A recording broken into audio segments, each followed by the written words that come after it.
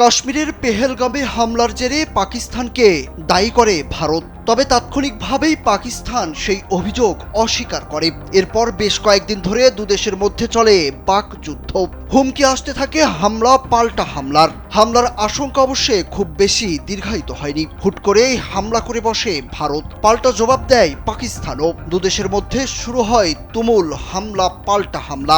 ভারত পাকিস্তান দুদেশই পাল্টাপাল্টি অভিযোগ করে জানায় তাদের হামলায় শত্রুপক্ষের সৈন্য মারা যাওয়ার খবর। তবে সে সময় কেউই বিষয়টি নিয়ে মুখ খুলেনি। কিন্তু যুদ্ধবিরতির পর কত সৈন্য হারিয়েছে সেটি প্রকাশ করেছে ভারত। শনিবার নয়াদিল্লিতে এক ব্রিফিংয়ে দেশটির সেনাবাহিনী বলেছে তারা সশস্ত্র বাহিনীর 5 জন সহকর্মীকে হারিয়েছেন।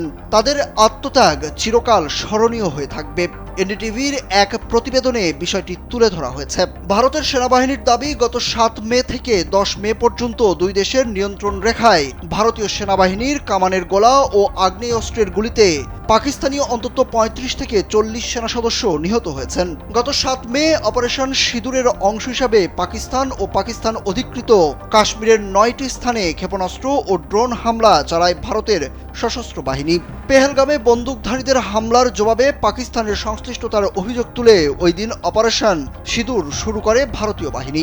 এরপর পাকিস্তানও ভারতের বিভিন্ন সামরিক স্থাপনা লক্ষ্য করে পাল্টা হামলা চালায়।